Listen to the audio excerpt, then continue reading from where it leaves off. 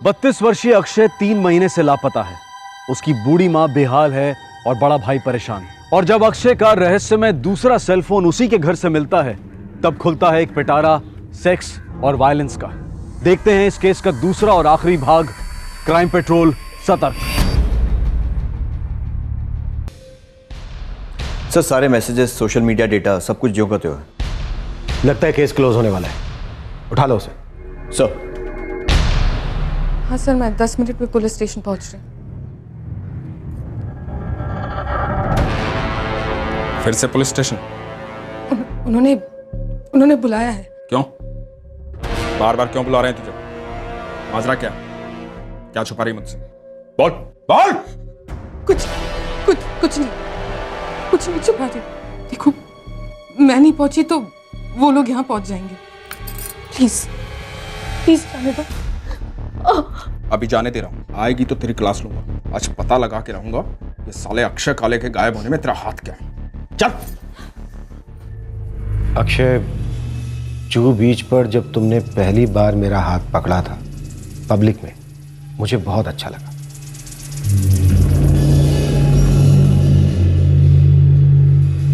रश्मि, तुम्हारा backless blouse.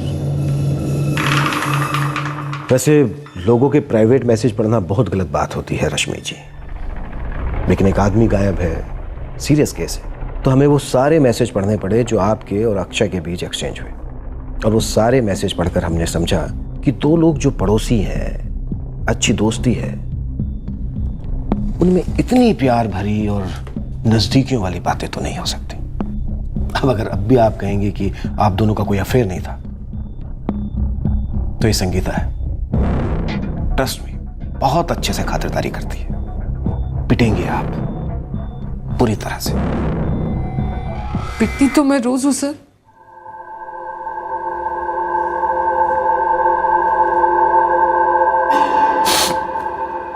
इसी पिटाई की वजह से मैं और अक्षय करीब आए थे।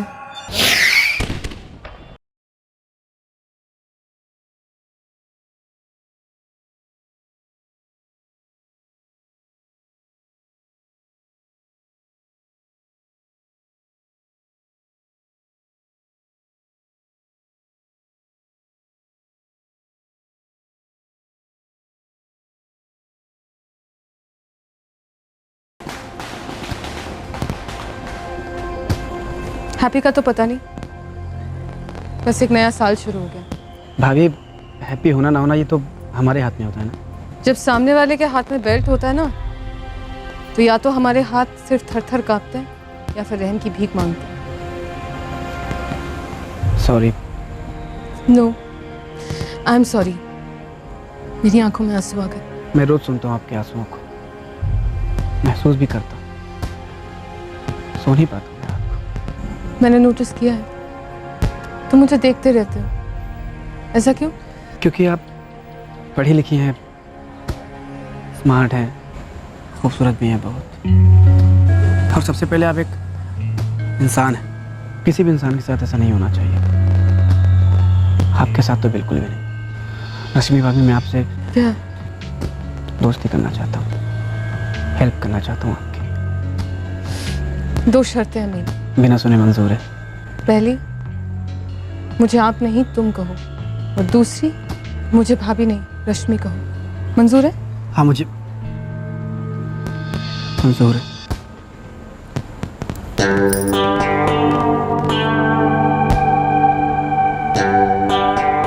एक चौल में 2 प्रेमियों का मिलना, वो भी जिसमें एक शादीशुदा हो, काफी मुश्किल रहा। बाहर मिलते थे सर। जयेश जैसे पति से बचकर टाइम निकालना आसान तो नहीं रहा। उन दिनों तो मेरी सासू माँ भी जिंदा थी। आई, वो फाटक रोड पर एक नया योगा क्लास शुरू हुआ है। लेडी टीचर है और सारी लेडीज के लिए ही है। आप प्लीज इनसे थोड़ा बात कीजिए ना। मैं घर का काम खत्म करके जाया करूंगी। देखती हूँ मैं। अच्छा, तुमने वो खीर बनाई है ना?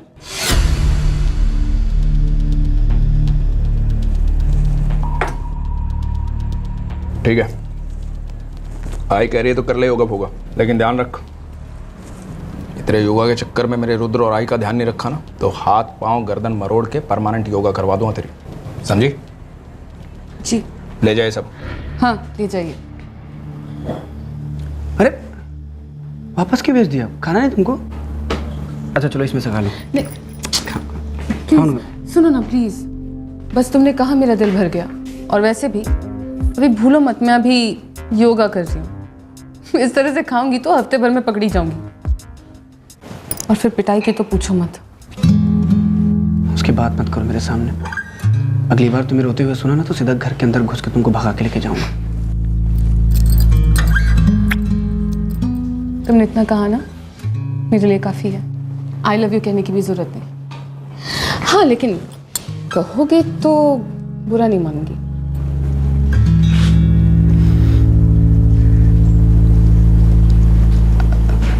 I love your nose. सालों बाद हंस रही थी। ऐसा लग रहा था कि मैं इंसान हूं।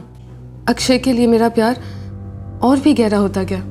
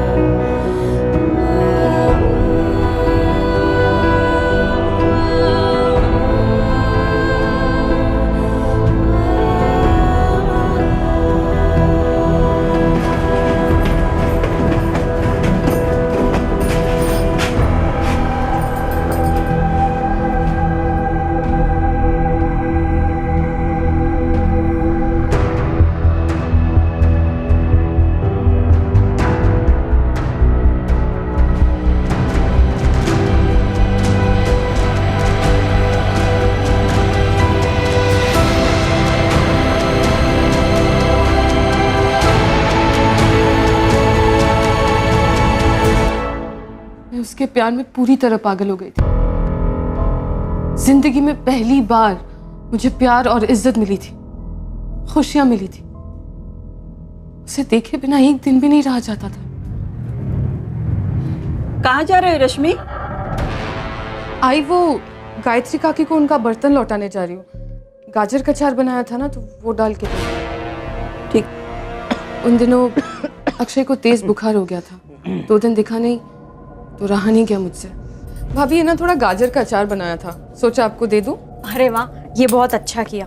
अभी रोटी के साथ ना अक्षय को देती हूँ, उसके मुंह का स्वाद वापस आ जाएगा। कुछ खा ही नहीं रहे तब से। आई मुझे बहुत भूख लगी है, जल्दी से खाना दो। ओहो विद्या थोड़ा रुको ना, पहले तुम्हारे काका को दे दूं फिर तुम्हें देती हूँ, ठीक है? अभी रहने दो ना, आप विद्या को दे दीजिए, अक्षय को अचार मैं दे दूंगी। थैंक्स यार रश्मि। तुम भी कपड़े चेंज कर लो, फिर खाना लगा देती हूँ, ठीक है?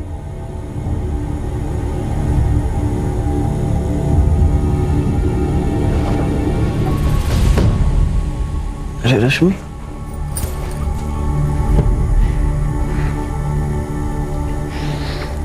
अरे बस, अरे बड़ी मुश्किल से दवा खा के 99 किया है, फिर से 104 करने का मूड है क्या? तो हाथ से खिलाऊं?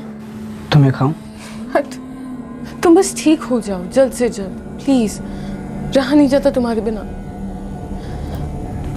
और सुनो, मुझे 1 घंटे में फोन करना, ठीक है? I love you. Love you to.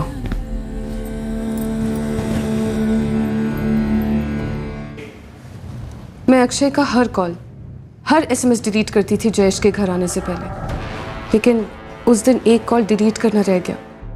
देखिए भाई साहब, आपको कोई गलतफहमी हुई है। एक्चुअली मेरा नाम सिद्धि शेट्टी है, कल गलती से नंबर लग गया था तो।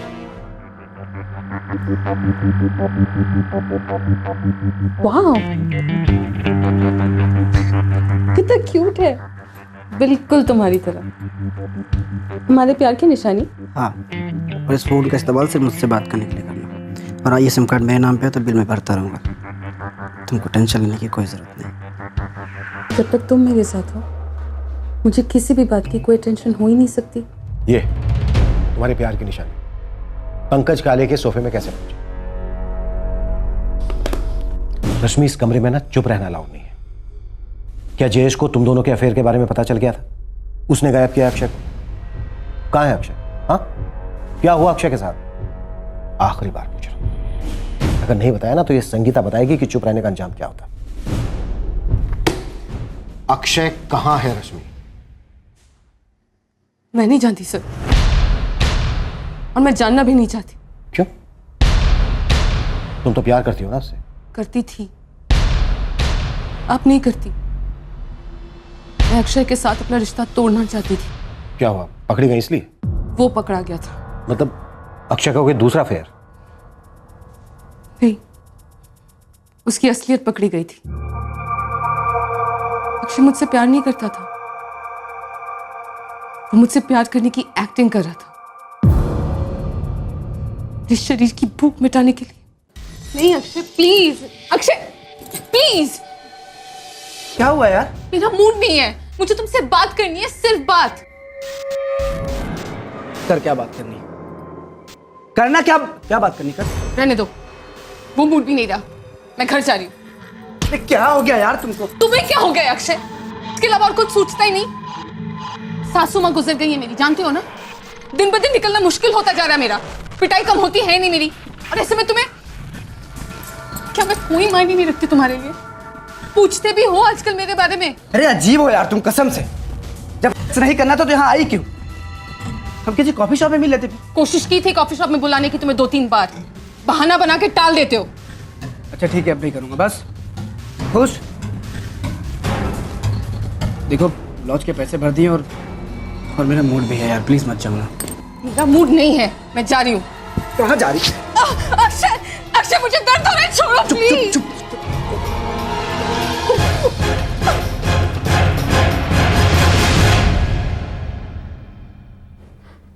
आज के बाद हम कभी नहीं मिलेंगे अक्षय। जब मेरा मन करेगा तब तुझे मिलना पड़ेगा, यही इसी होटल में। और ज्यादा नाटक किया ना तूने तो सब कुछ जाके तेरे जैस को बता दूंगा, और भी प्रूफ के साथ, समझे? मुझे यकीन नहीं आता कि तुम ये सब कह सकते हो। और नहीं तो क्या तेरी आरती उतारूं? ये तेरा इमोशनल ब्लैकमेल मैं खूब समझता हूँ, मेरे साथ नहीं चलेगा। मैं तुम्हें ब्लैकमेल कर रही हूँ? जो भी है यार, कल इसी वक्त मिलेंगे इसी होटल में। और थोड़ा मूड बना के आना, ऐसे बिगड़ा हुआ थोबड़ा मत लेके आना, वरना मैं अपने तरीके से मूड बनाऊंगा तो चिल्लाना मत, दर्द होता है, ये होता है, वो होता है। तो ज़्यादा नाटक हो गया तुम्हारा आज।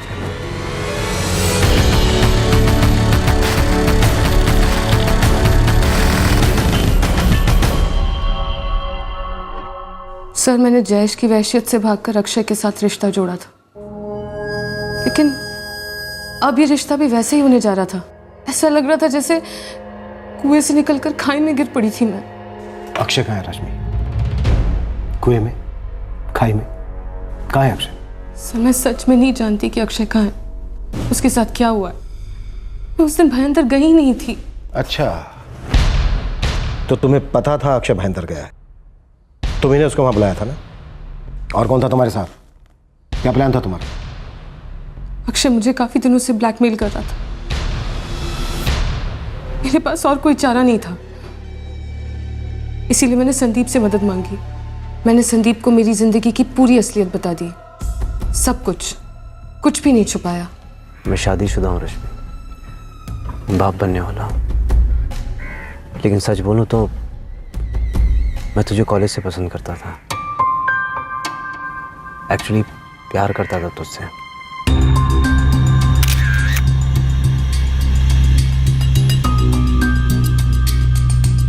तो तुमने कभी कुछ कहा क्यों नहीं? अरे तू कॉलेज की रोज क्वीन थी और मुझे रिजेक्शन के कांटों से बहुत डर लगता था।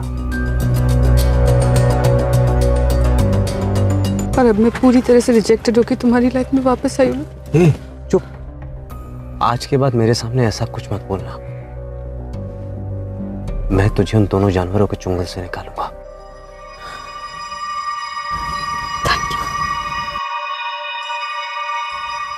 वैसे एक बात कहूं? बोला। कॉलेज में तुम्हें मुझे बहुत पसंद है, लेकिन मैंने इसलिए नहीं कहा क्योंकि मुझे लगता था कि एक लड़की को पहले पहल नहीं करनी चाहिए। अब तो तकदीर ने पहल की है। अब दुनिया की कोई ताकत हमें अलग नहीं कर सकती। तो अब तुम्हारा संदीप तांबे के साथ अफेयर शुरू हो गया? सर, मैं अपने पति जयेश और अक्षय जैसे आदमियों से हमेशा के लिए दूर जाना चाहती थी, जो औरत को सिर्फ एक शरीर समझते हैं। तो ये कैसे कह सकती हो कि संदीप तांबे ऐसा आदमी नहीं है? उसने कभी मुझसे सच्चा प्यार किया था सर। वो पहले मेरी तकलीफें दूर करना चाहता था। अक्षय अब जो मेरे साथ कर रहा है ना, वो रेप से कम नहीं है। I hate him. I just hate him. क्या कहा तूने? फिर से बोल। देखो, जयेश को पता चलेगा तो तुम्हारे परिवार की भी बहुत बदनामी होगी। गायत्री काका को कितना बुरा लगेगा। तू मुझे रिवर्स ब्लैकमेल कर रही है? देखो, मैं कुछ नहीं करना चाहती, अकेले अपना और रुद्र का ध्यान रखना चाहती हूँ बस। ओह, समझा। मतलब तुझे कोई और मिल गया है? मुझे कोई नहीं चाहिए अक्षय, ना तुम, ना जयेश, ना कोई और। वैसे भी सारे मर्द एक जैसे होते हैं। क्या नाम क्या उसका? किसका? तेरे नए बॉयफ्रेंड का, जिसके लिए तू मुझे जयेश की धमकी दे रही कोई नहीं है अक्षय। है 100% है। और एक बात कहूँ, मुझे कोई फर्क भी नहीं पड़ता है। मतलब अच्छी चीज़ हो मिल बांट के खाने में क्या दिक्कत है? बस एक बार हमें मिलवा जरूर देना, ताकि हम लोग अपनी टाइमिंग वाइमिंग एडजस्ट कर लें। चल, अब इसी बात पे मुझे खुश कर। तुम वाकई में इतना गंदा सोचते हो? सिर्फ मेरा दिल दुखाने के लिए सब कह रहे हो? बातों से दुखाने में तो मुझे मजा आता ही नहीं है। मुझे तो बस अक्षय, चाटों की भूतियाँ बातों से नहीं मानती। एक बात कान खोल के सुन लो रश्मि, मुझसे ब्रेक ऑफ करने की सोचना भी मत। बहुत महंगा पड़ेगा, बर्बाद कर दूंगा तुमको मैं। Akshay please, Akshay please, please Akshay please. बस अब रोना बंद कर। चल तू बस देखना रश्मि, मैं क्या हश्र करता हूँ उस अक्षय के बच्चे का। क्या हश्र किया संदीप ने आपसे? बोलो रश्मि, जब इतना कुछ बिना खातिरदारी के बता चुकी हो तो बाकी सब भी बता। हाँ संदीप, हो गया ना सब कुछ? आज के बाद अक्षय काले तुझे कभी परेशान नहीं करेगा रश्मि। उसका चैप्टर क्लोज हो गया। हाँ, पर सब कुछ ठीक से हुआ ना? हाँ, सब एकदम परफेक्ट। अच्छा सुन, मेरा एक आदमी तेरी चौल के भर तेरा इंतजार कर रहा है फोन लेकर। तू बस उससे फोन ले लेना और जैसा हमने प्लान किया था वैसा ही करना।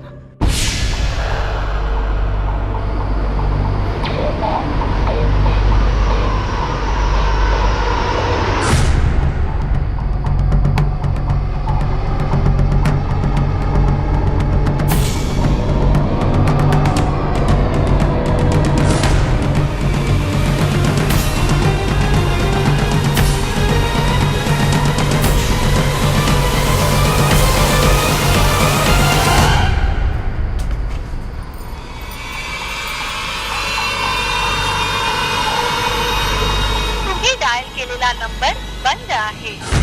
3 महीने पहले उस रात को जब अक्षय घर नहीं लौटा, मैं काले परिवार के साथ में ही थी। तब मैंने उस आदमी से लिया हुआ फोन सोफे के अंदर छुपा दिया। तुमने ये फोन सोफे के अंदर छुपाया? अब मुझे तुम ये बताओ कि संदीप ने अक्षय को कहाँ छुपाया? क्या किया है संदीप ने अक्षय के साथ?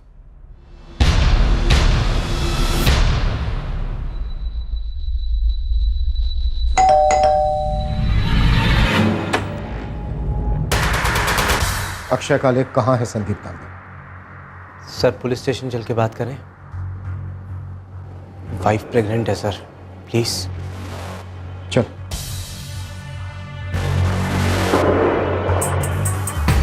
आंसू बचा के रख संदीप तांबे, जेल में बहाने के काम आएंगे। फिलहाल जल्दी से मुझे ये बता कि अक्षय काले कहाँ है? सर मैंने रश्मि से कहकर अक्षय काले को भाईंदर बुलाया था। अक्षय, मैं तुमसे भयंदर में मिलूंगी। इतनी दूर? पागल हो गया क्या? लॉज पे मिल चुपचाप। मैं भयंदर में हूँ अक्षय, यहाँ एक शादी में आई थी अकेले। देखो 4-6 घंटे हैं मेरे पास। वो क्या है ना, बहुत दिनों से हम फुर्सत में नहीं मिले हैं। तो ऐसा बोलना, मूड है तेरा। ये हुई ना बात। एड्रेस SMS कराता हूँ। करती हूँ।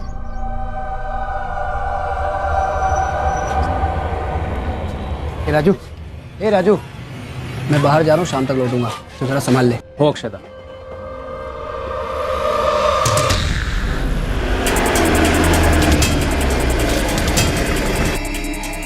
लो वो फोन। अब तो टेंशन मत लेना, मैं और मेरे दोस्त सब संभाल लेंगे। Thanks, all the best. हाँ Sandeep, I love you. I love you to.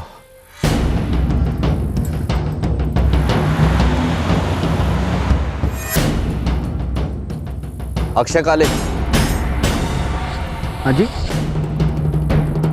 आप कौन? क्राइम ब्रांच, चल मेरे साथ। मुझे वो तो सर कहाँ लेके जा रहे हैं मुझे? बैठ बैठ। कहाँ लेके जा रहे हैं सर आप मुझे? सर वो जो क्राइम ब्रांच का ऑफिसर बना था, वो दरअसल मेरा दोस्त है, विक्की दीक्षित। विक्की अक्षय को कहाँ लेकर गया था?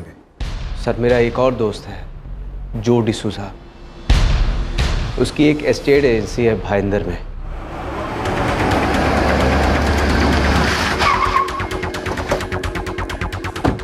बाहर निकल।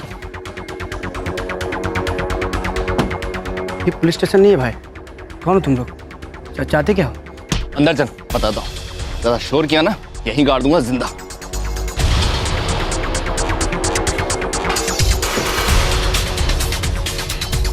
कौन हो तुम लोग यार? मुझे यहाँ क्यों लाए?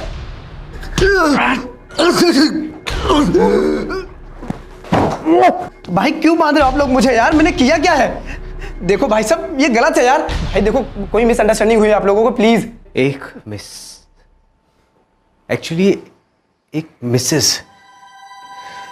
जिसको तूने ठीक से अंडरस्टैंड नहीं किया, उसकी फीलिंग्स को दबोचा, उसके बदन को नोचा। रश्मि। हाँ,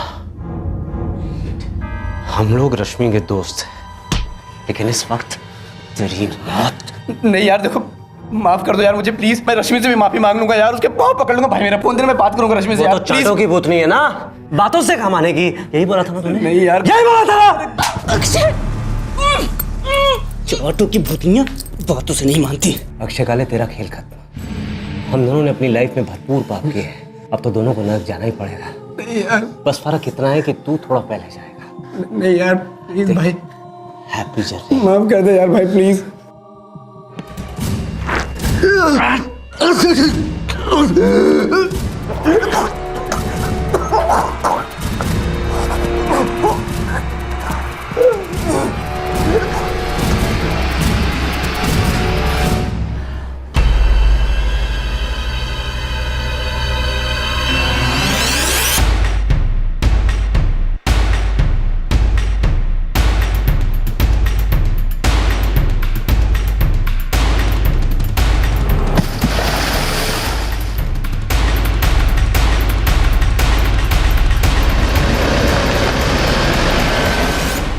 संदीप तांबे, तेरे जो ये 3 दोस्त हैं, इनका कोई क्रिमिनल रिकॉर्ड है? तेरा? तुझे एहसास भी है तूने एक रश्मि का घाव भरने के लिए कितने सारे मासूमों को जिंदगी भर के लिए घाव दे दिए? इन तीनों के घर वाले, तेरे बच्चे की मां बनने वाली तेरी पत्नी, अक्षय के घर वाले। प्यार में गिरा था सर, पर शायद इतना गिर गया कि उम्र कैद भी उठाने के लिए काफी नहीं। अक्षय की लाश खाड़ी में फेंके जाने के 2 दिन बाद मछुआरों को मिली थी और उन्होंने स्थानीय पुलिस को इन्फॉर्म कर दिया था। सभी पुलिस स्टेशंस को अक्षय की मिसिंग फाइल दिए जाने के बावजूद मिसकम्युनिकेशन हुआ और वहां की पुलिस ने अपनी कोशिशों के बाद अक्षय की लाश को लावारिस समझकर उसका अंतिम संस्कार कर दिया। ये मेरा अक्षय नहीं है, वो कहीं खो गया है, वापस आएगा वो। उसने रश्मि के साथ अफेयर किया, चलो किया। आदमी औरत में रिश्ते बन जाते हैं, गलत था लेकिन शायद गुनाह नहीं था। पर अक्षय ने उसके साथ उसके बाद जो किया, उसे माफ नहीं किया जा सकता है। जयेश के पास तो दारू का बहाना है, ये तो बिन पिए विकृति में धुत था और हमें कभी कुछ पता नहीं चला। आई कम से कम मैं, उसका बड़ा भाई, उसे पहचान ही नहीं पाया और अब उसे पहुंचाने जा रहा हूं। आई दुख है आई, पर आगे दर्द नहीं होगा, नहीं होगा।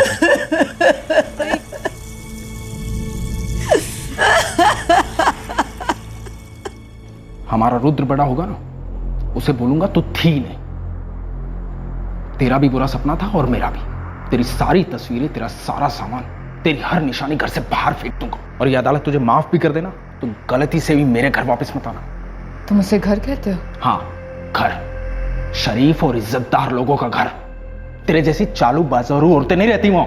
हाँ, तुम्हारा घर, जहां तुम जैसे सच्चे, शरीफ और इज्जतदार लोग रहते हैं, जो अच्छे पति भी हैं और अच्छे पिता भी। मुझे माफ कर दो जयेश, तुम्हारे पवित्र घर को मैंने गंदा किया। जाओ, उसे अपनी शराब से धो लो, जाओ। काशी लोग बस एक मौका दें तुझे पिटने का।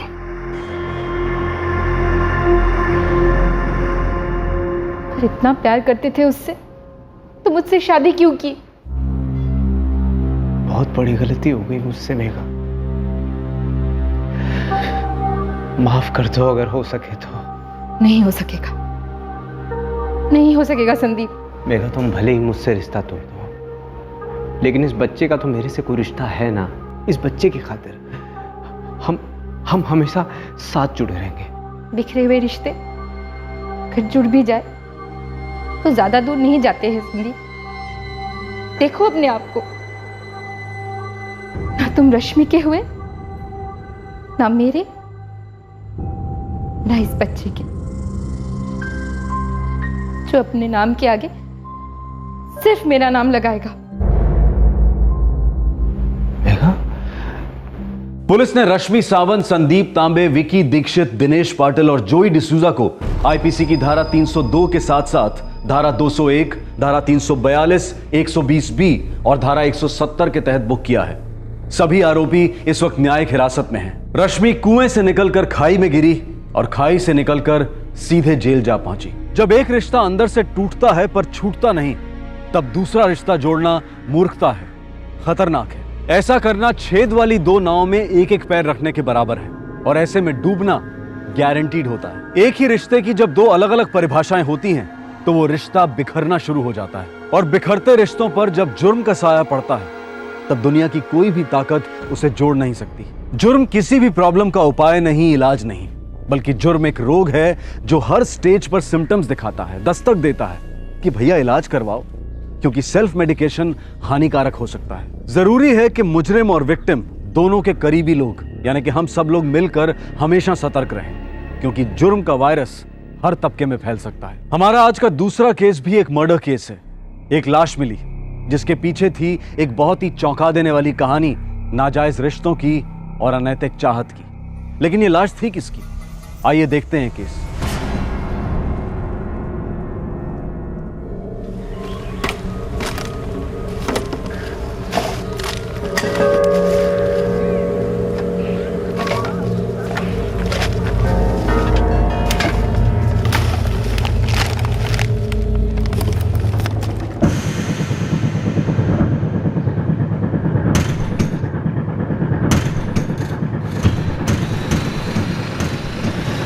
नहीं साहब, खोलो।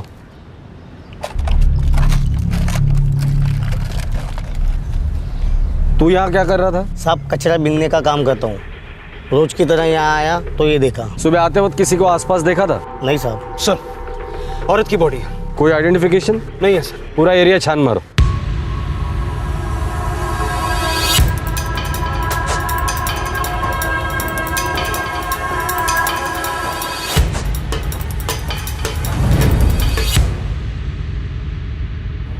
उम्र 35 से 40 के बीच में है। पहले स्टैबिंग हुई 6 बार बॉडी के अलग अलग पार्ट्स पर, फिर गला घोंटकर मार दिया। टाइमिंग? लगभग 12 घंटे पहले। डॉक्टर, और कोई डिटेल्स? कुछ खास नहीं, लेकिन हाँ, हाथ की स्टडी से ये पता चलता है कि ये वर्किंग क्लास की थी और कपड़े भी एकदम लोअर क्लास के। वर्किंग क्लास की थी तो शायद खूनी से फाइट बैक किया होगा। डॉक्टर साहब, नाखून में स्किन या किसी और चीज के ट्रेसेस मिले? नो, ऐसा कुछ भी नहीं। इसका मतलब या तो नींद में मारा है या फिर अचानक से वार किया गया है। ब्लड लॉस काफी हुआ है। अटैक का वेपन कोई पेशेवरों का चॉपर या गुप्ती नहीं है, कोई घरेलू चीज का इस्तेमाल किया गया है।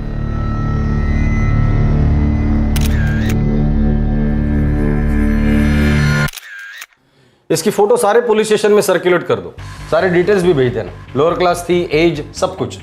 और पोस्टर्स के लिए ऑर्डर दे दिया है सर, 2 घंटे में बंद करा देंगे। लोअर क्लास एरिया पर ज्यादा फोकस करना और अज्ञात व्यक्ति के खिलाफ 302 का केस रजिस्टर कर दो। एक्चुअली व्यक्ति नहीं, व्यक्तियों के खिलाफ करना। खून से लथपथ लाश को बोरी में भरकर कचरे के ढेर पर फेंकना एक आदमी का काम नहीं हो सकता, एक से ज्यादा होंगे पक्का। सब एक अधेड़ उम्र की वर्किंग क्लास औरत की लाश एक बोरी में पाई जाती है, कचरे के ढेर में। पुलिस को लग रहा था कि इसमें एक से ज्यादा लोग इन्वॉल्व हैं, लेकिन सबसे अहम सवाल यह था कि यह लाश किसकी थी और यह खून किसने किया था। खून के इस केस में खून की अहम भूमिका थी।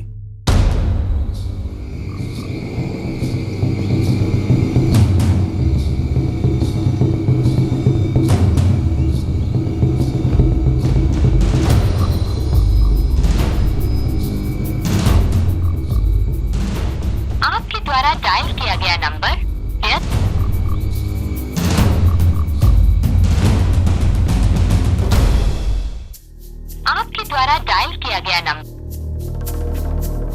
आपके द्वारा डायल किया गया नंबर संजय मोले, अंदर आओ।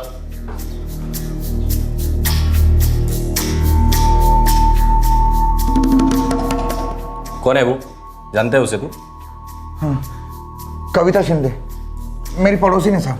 सुबह सुबह चाय पीने के वक्त दारू पी के आया है, होश में है तू? हाँ साहब, होश में हूँ, पक्का होश में हूँ। कविता शिंदे ही है, दारू चीज होगा। अच्छा चल, तेरे को लाश दिखाता हूँ, सारी उतर जाएगी तेरी।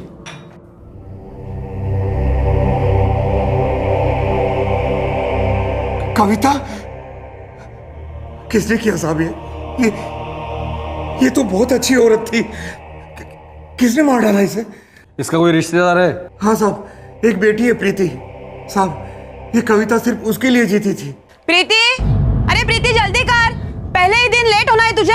कविता, ये क्या, तूने प्रीति को भी काम पे लगा दिया? 2 पैसे कमाएगी तभी तो सीखेगी ना जिंदगी की कीमत।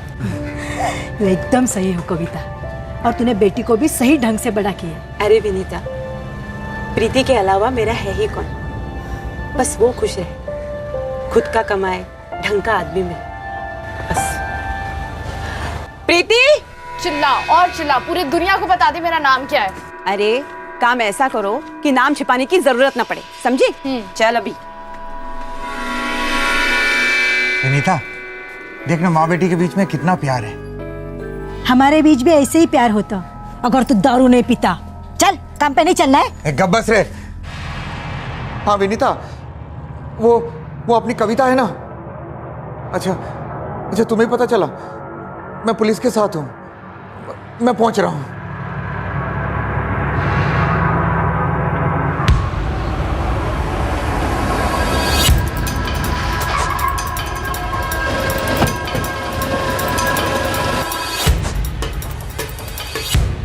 साहब, आखिरी बार बोले तो 2 दिन पहले देखा था माँ बेटी को। घर की चाबी है आपके पास? नहीं साहब, कविता चाबी हमेशा अपने पास ही रखती थी। जा दो, ताला तोड़ दो।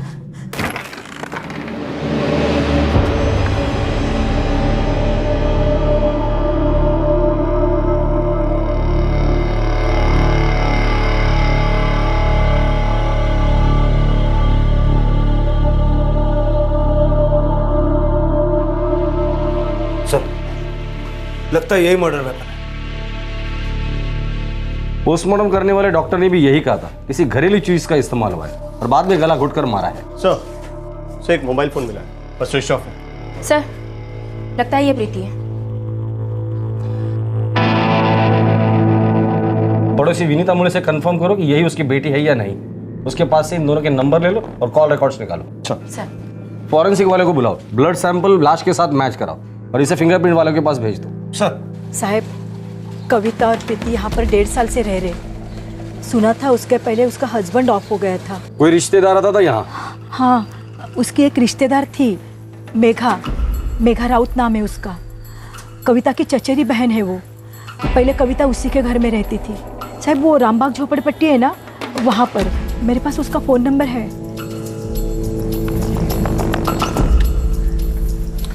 ये कविता काम कहाँ करती थी? साहब, ये गोल बाजार के पीछे सारिका टिफिन करके खाना वाला है।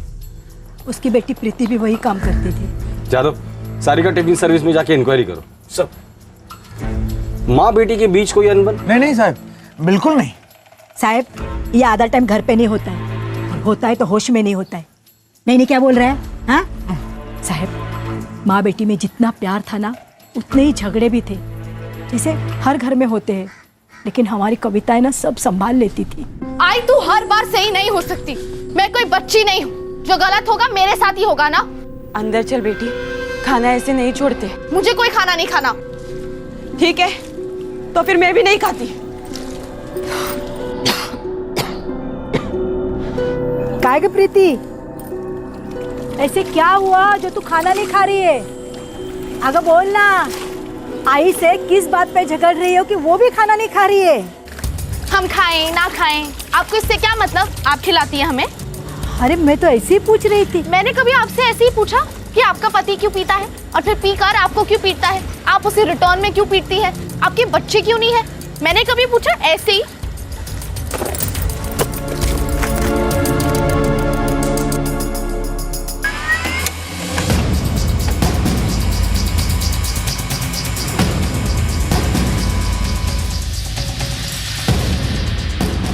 कविता और प्रीति दोनों के मोबाइल एक ही समय पर बंद हुए हैं। कविता का मर्डर हो गया, प्रीति गायब है। पता नहीं क्या चल रहा था उनकी जिंदगी में या उनके घर पर। सर, कविता की चचेरी बहन मेघा राउत से कांटेक्ट हो गया है, वो ऑन द वे है। सर, हॉस्पिटल से पोस्टमार्टम की रिपोर्ट आ गई। फाइल कर दो। सर, एक बार देख लीजिए, कुछ गड़बड़ है।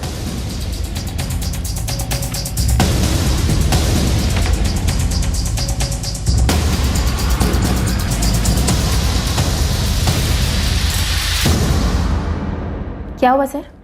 कविता को एड्स था।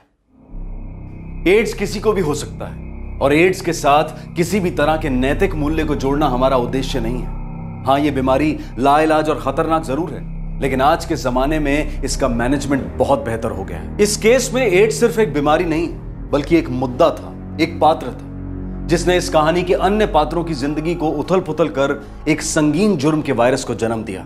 साहब, मैं वर्कर लोग की निजी जिंदगी में दखल नहीं देता हूँ, लेकिन अगर मेरा काम बराबर नहीं हो तो मेरे को परवड़ता नहीं। अभी 3 दिन हो गया, दोनों माँ बेटी गायब है। ना फोन किया, ना कोई मैसेज दिया, फोन भी बंद आ रहा है। वैसा बात क्या है सर? कविता शिंदे का मर्डर हो गया गावित साहब। क्या? कब? कैसे हुआ? 3 दिन पहले उसके अपने घर में हुआ। कैसे हुआ, किसने किया, क्यों किया, ये हम बहुत जल्द पता लगा लेंगे। और प्रीति गायब है। तो आप किसी की निजी जिंदगी में दखल नहीं देते, पर यहाँ कोई तो होगा जो कुछ जानता होगा।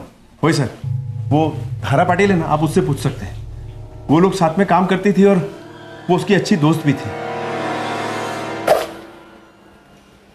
क्या? मार डाला?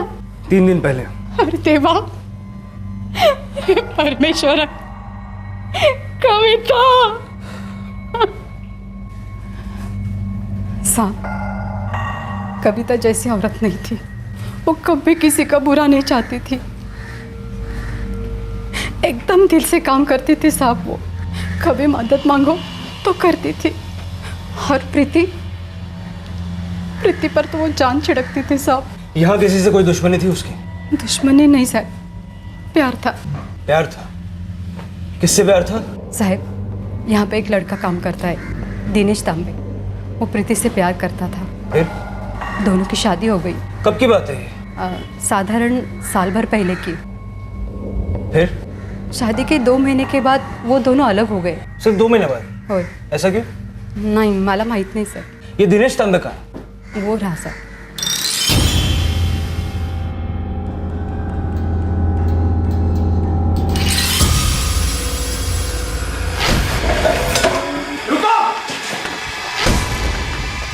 दिनेश तांबे, रुक जाओ!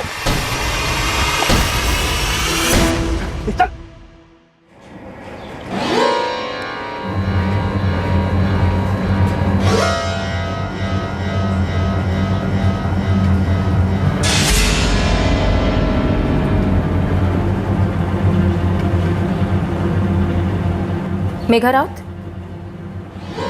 जी, आखी ने मुझे फोन किया था। हाँ, चलो अंदर।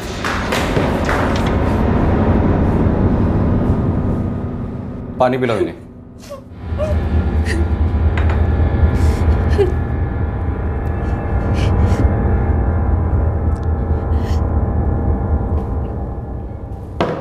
बोल, क्यों भाग रहा था? मैं डर गया था साहब। कविता का खून करते वक्त डर नहीं लग रहा था? नहीं साहब, मैंने कविता दाई का खून नहीं किया साहब। अच्छा, तो तुम्हें पता है कि कविता का खून हुआ है? साहब, पूरे शहर में आपने पोस्टर चिपका है, कैसे मालूम नहीं होगा? कविता शिंदे के मर्डर के बारे में क्या जानती हो मेघा? कुछ नहीं साहब, जब से ये खबर सुनी है खुद को संभाल नहीं पा रही हूँ। कविता और तुम्हारा क्या रिश्ता था? वो मेरे चाचा की लड़की थी, बहुत बीमार थी साहब। क्या बीमारी थी उसे? साहब, मैंने कसम दी थी उसको कि कभी अपना मुंह नहीं खोलूंगी, लेकिन अब वो नहीं रही तो साहब, उसको एड्स था। अच्छा, उसकी बेटी प्रीति, उसके बारे में क्या जानती हो? कोई नहीं कहेगा कि प्रीति कविता की कोख से हुई थी। कविता पूरब थी तो वो पश्चिम, लेकिन कविता उसके लिए जान देती थी। इतने अच्छे लड़के दिनेश के साथ उसकी शादी करवाई, लेकिन ये लड़की प्रीति अपनी शादी टिका भी नहीं पाई। 2 महीने में ही अलग हो गई दिनेश से। क्यों 2 महीने में क्यों अलग हो गए? साहब, प्यार एक चीज़ है और शादी दूसरी चीज़ है। हाँ, मेरे को हुआ था प्यार प्रीति से। जब शादी हुई तो लगा लाइफ एकदम सेट है, लेकिन ऐसा नहीं था साहब। साथ रहना मतलब खाने का काम नहीं है ना। एक भी बात पर हमारी पटती नहीं थी, सांस लेना मुश्किल हो गया था साहब। उसने सामने से मुझे अलग होने के लिए कहा, बोली जिंदगी भर ये लफड़ा नहीं चाहिए। कविता की जान क्यों ली और प्रीति की लाश कहाँ छुपा कर रखी? ऐसा मत बोलो साहब, 9 महीने पहले हम लोग अलग हुए थे। उसके बाद माँ बेटी के साथ मैंने बात भी नहीं की, उनकी तरफ देखा भी नहीं। मैंने किसी को नहीं मारा साहब, आप किसी को भी पूछ लीजिए।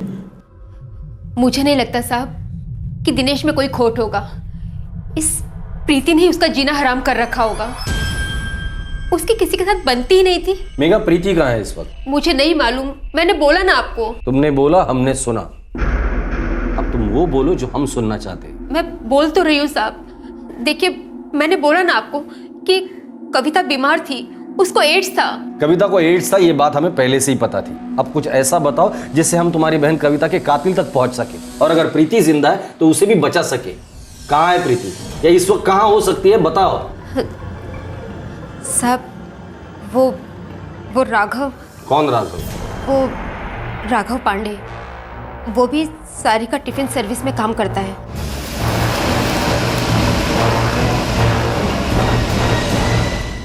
इस राघव पांडे का क्या हाथ है कविता के मर्डर में? राघव का प्रीति और कविता से क्या रिश्ता था? साहब, कविता को जो एड्स हुआ था वो उस राघव पांडे के कारण ही हुआ था। क्या राघव और कविता के बीच अफेयर था? मेघा, प्रीति कहाँ है इस वक्त और राघव कहाँ है? मुझे सच में नहीं मालूम साहब, सच में।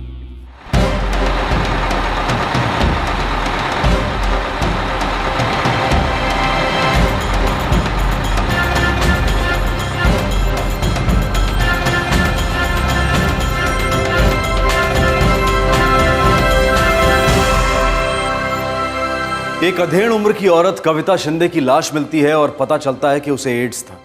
कविता की बेटी प्रीति भी गायब है। इन्वेस्टिगेशन के दौरान पता चलता है कि कविता का 28 साल के राघव के साथ अफेयर था, और अब राघव और प्रीति एक साथ कहीं जा रहे हैं। आखिरकार ये कहानी थी क्या? कविता शिंदे का कत्ल क्यों किया गया था? और अगर कविता का राघव के साथ अफेयर था तो फिर प्रीति राघव के साथ कहां जा रही थी? क्या प्रीति को राघव और कविता के अफेयर के बारे में पता था? क्या प्रीति की जान खतरे में थी? इन सभी सवालों के जवाब हम आपको देंगे कल रात 11 बजे इस केस के दूसरे और आखिरी भाग में। आपसे फिर मुलाकात होगी क्राइम पेट्रोल सतर्क में। तब तक अपना ख्याल रखें, सुरक्षित रहें और याद रखें, हमारे बच्चे हमें सुनकर नहीं बल्कि देखकर सीखते हैं। सही वक्त, सही कदम, सतर्क रहें। जय Hind. For more updates, subscribe to our channel, click the show links and enjoy watching the videos.